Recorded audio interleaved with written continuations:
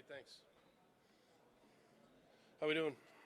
Bill, with the disappointing end to the season, how essential is it that you use this week to get some offensive line numbers? I think this phase right here is a big part of the team building process. So we're right after the season, took some time off, came back to work, evaluated our own team. That's the first part of the process, where we at with our own team. And then we began the draft and free agency preparations, and now we're into the combine, which is another phase of the draft. And the whole thing is about, okay, where are we in the process of building the team? And so that's what we're doing right now. And all factors, every position, every player, we'll take a look at it and try to do the best we can to put together a good 2020 team. So just in terms of how you're going to make personnel moves, is it going to be like draft or free agency? Yeah, there's a lot of different ways. I think one of the things that's important to us is to do the best we can is to keep our players that have been on our team, and I think that's a really important thing for us relative to where we're headed. And then, there's all different kinds of ways that you can build a team, right? There's obviously the draft, there's free agency, there's the college free agent process, there's all different ways. So we're taking all those things into account each and every day and trying to make decisions in the best interest of the team. Can you talk some more about your history with Tim, how much you liked him, and why you feel he's ready to take over? Tim Kelly? Yeah, Tim Kelly's an excellent football coach. So Tim was a graduate assistant at Penn State. My first 2 years there, came to Houston, was a coaching assistant on offense, tight end coach, offensive coordinator, worked very closely with the offensive line when he was a coaching assistant and a tight end coach. Very hardworking guy, guy that really cares about the players. The players really respect him, does a great job in the meeting room, on the practice field, does a great job on game day. He's just an excellent coach, and we have a great relationship. He's a great person, and we're excited for him to take the next step in his career here. He's going to coach the quarterbacks. He'll call the plays, and he'll do an excellent job. Bill, I know the season was successful, but then had a disappointing end. Yeah. Do you feel like you guys are still not that far off from being contenders, especially considering how young you are? I think every year is different. I definitely think every year is different. I think that we feel really good about, obviously, Deshaun Watson. We feel really good about a lot of the players around Deshaun on offense. We feel good about where we are on defense, but we also know that there's a lot of things that we have to work on, right? And we know that 2020 will be definitely a different year than 2019. None of us like the way it ended, but we have to move on. We have to move on to this process of building our team for 2020, have a really good off-season program, which is very important, and then proceed into training camp. So we're really early in the process of building our 2020 team, but we're excited about where we are right now. How's your relationship with Deshaun grown over time? Deshaun and I, I'll let him speak for his side of it, but I love the guy. He's an excellent football player, but he's an even better person. He cares about his teammates. He cares about being as good of a player and a teammate as he can be every single day. He tries to get better every day. He's a very smart player. He's gotten better and better. He's improved every single year. And, we obviously feel very good about and very fortunate to have him on our football team. I think having that position, as we all know, is very important, and we feel like we have an excellent player there. What's that? Jack's title is Executive Vice President of Football Operations. He does a lot of different things. He's involved with me on the personnel side. He's involved with me on the salary cap. He's involved with medical equipment, video. We do a lot of things together. Jack and I do a lot of things together. We spend a lot of time together. He's a great person, great guy to work with, very, very bright guy. Hopefully everybody gets a chance to meet him someday, but he's been an excellent addition to the organization. Kevin Anthony Reba instead of Romeo, considered he's been with Romeo all that time. How does he start himself? Was Reba able to do that? Weave has a great presence. He was a former player and has coached for a long time. He's been in different schemes. He's done an excellent job with our D-line. He's been in front of the unit before because they divide up responsibilities during the week. So he's been in front of the unit before. He's very smart. And the players have a lot of respect for Anthony, and he's going to bring a lot of different ideas and creativity to our defense. Feel really good about our defensive staff. We added Chris Rumpf, outside linebacker coach. He had been with Coach Saban at Alabama. He'd been with Coach Pruitt at Tennessee. And we made Danton Lynn the secondary coach. Feel really good about Danton. Danton's an excellent coach. And so we're excited about where we are staff-wise on that side of the ball. When did you know Anthony could kind of eventually get to this point? Yeah, I mean, obviously when you have guys on your staff, you spend a lot of time together, right? Especially, from, off-season program and then the end of July through, January, you spend a lot of time together. So Weave and I have spent a lot of time together talking about defense. I've interviewed Weave. I've talked to him about what he would do if he was ever the defensive coordinator, and he did a great job in those meetings. Very bright guy, has a really good grasp of the whole defense, not just the front, has a really good grasp of coverage in front and how it all works together. He's worked for some great guys, played for some great guys, Rex Ryan, Mike Pettin, defensive coaches that I would say are pretty damn good. And so he's learned a lot from them, and then he'll bring his own style to our defense, and I think the players will be excited about it. You talked a lot about how Deshaun Watson has improved as a player, but how has he improved with his vocality as a leader off the field with his younger team? Yeah, he's an excellent leader. I'd say first and foremost, he leads by example. He leads with his work ethic. He's out there every day at practice. He's in early. He stays late. He works in the weight room, takes care of his body. He'll do whatever needs to be done at practice, stay after practice to fix a route or go out early to try to work on center quarterback, cadence or things like that. So he does a lot of different things on and off the field to help us as a leader. He's an excellent leader.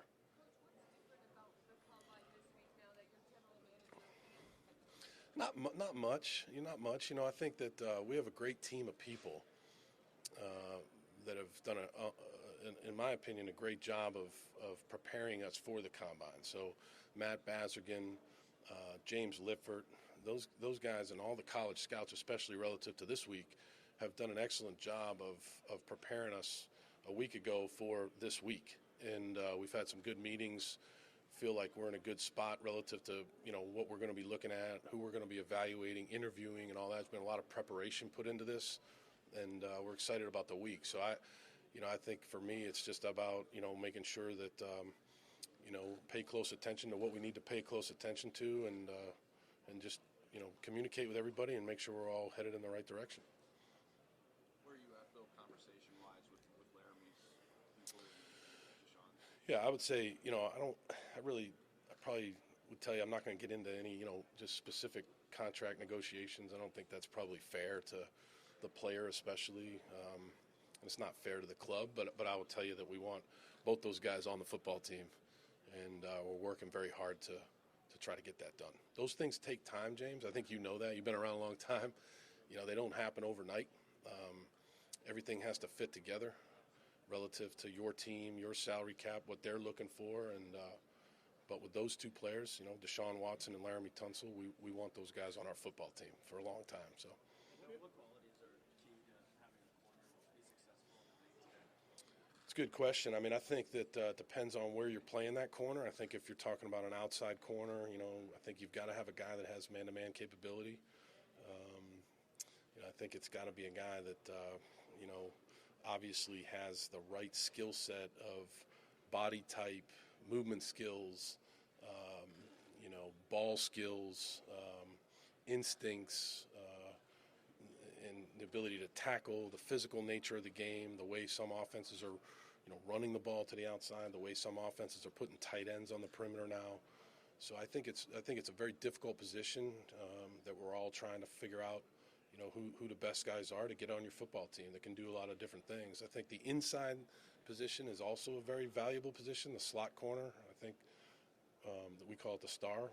That position's very important too, because that's a guy that, does a lot for you on the inside of the defense. Slot covering, slot receivers, doing different things within the front. So think those are positions that we spend a lot of time talking about and trying to do as good a job as we can in evaluating them. Bill, on game day, you're not having to worry about play calling, even though you'll keep up with it. How does that change your game day role, if at all? I don't think it changes it too much. I think that one of the bigger changes would be between series. I'd spend a lot of time with Deshaun and Tim on the offensive line, the running backs, the tight ends, wide receivers on the bench there before we go out for the next series. I think I'm not going to do probably as much of that. I think I'll do more about being able to focus on the whole game and how the game's being played and things like that. But I don't think it changes it too much.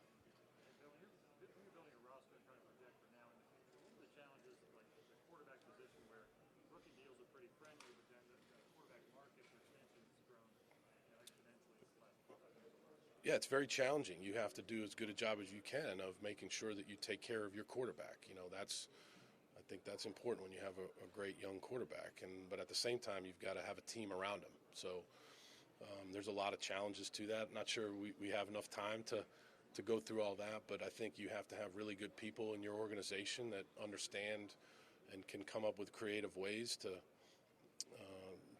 help those issues relative to putting a team together. It's not everybody knows, and Deshaun Watson would be the first one to tell you it's not about one player. It's about a lot of players. So it's a process that takes a lot of time, a lot of good communication, and that's what we're in. That's part of our daily routine. Bill, what do you think about playing a 17th game? I thought about that in anticipation of maybe someone would ask me that question. I don't really want to get into all that. I don't know enough about it. I'm more involved relative to the coaches that I talk to on the rules side of things,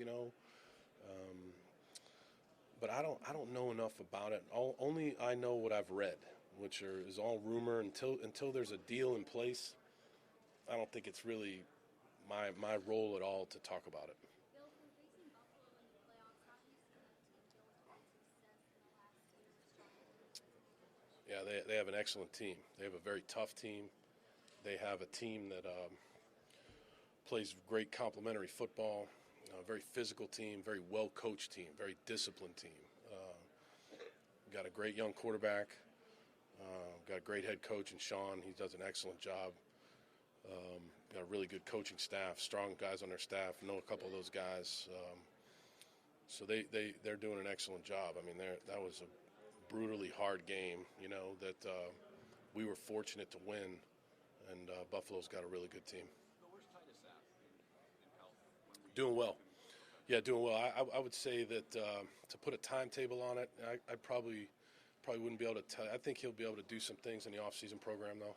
Yeah, he's doing really well. He got married a couple weeks ago, so I don't even think he took a honeymoon. I think he went right back into the training room rehab. But I don't know. I'm just kidding. But but no, he's doing really well. He's a great kid. We're glad he's on our team. Are you in favor of keeping the offensive interference rule the way it was last season?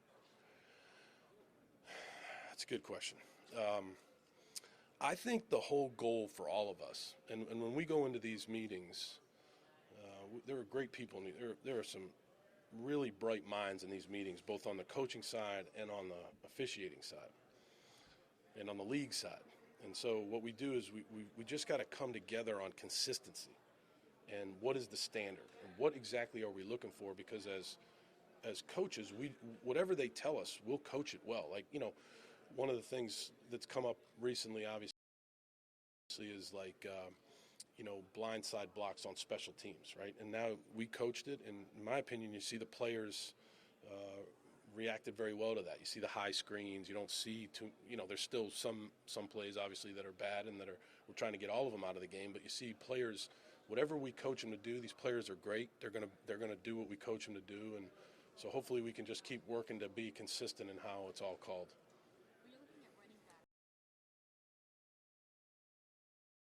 There are different styles, and when you look at this draft, just in my opinion, I mean, I've watched some of the backs, and there's a lot of different styles of backs. You have big backs, you have 250-pound backs, you have backs that are, smaller, really good in the passing game. So it depends on what you're looking for and how you categorize those players on your roster.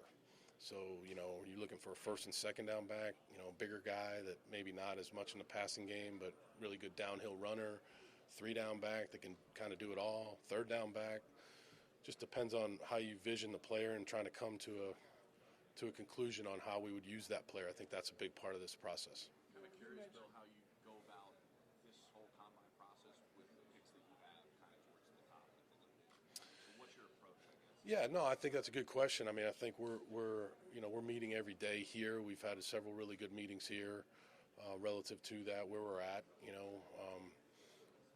We haven't even gotten close to putting a draft board together or anything like that. But we've had a lot of good meetings, strategic meetings about, what our picks are, and hey, this is the group of players that may be there, may not be there. Those types of conversations. But we're way down the road from that. We're just kind of chipping away every day at those things. You mentioned about improving the team altogether. What do you think about the XFL? How much you guys scout the XFL? Yeah, I think the XFL's been interesting to watch. I mean, some of the different rules, the kickoff rule, the 1-2 3-point, point after rule. Watch the Houston team. They're fun to watch. I mean, they have good quarterback. June's doing a good job with that team. I think it's a fun league to watch. I think I'm not sure that I would want the players being interviewed on the sideline in between series. I would probably not like that, and I definitely wouldn't want to be interviewed during the series. I'm sure you would like to see that, but no, I think it's been a good league, and I know Oliver Luck's doing a really good job. They got the right guy in charge of that league because he's such a good guy and cares about the game, and so it's been fun. It's been fun to watch. I think anytime football's being played, I think any coach would tell you that whether it's CFL, XFL, wherever it is, you're watching those games. Okay, thank you.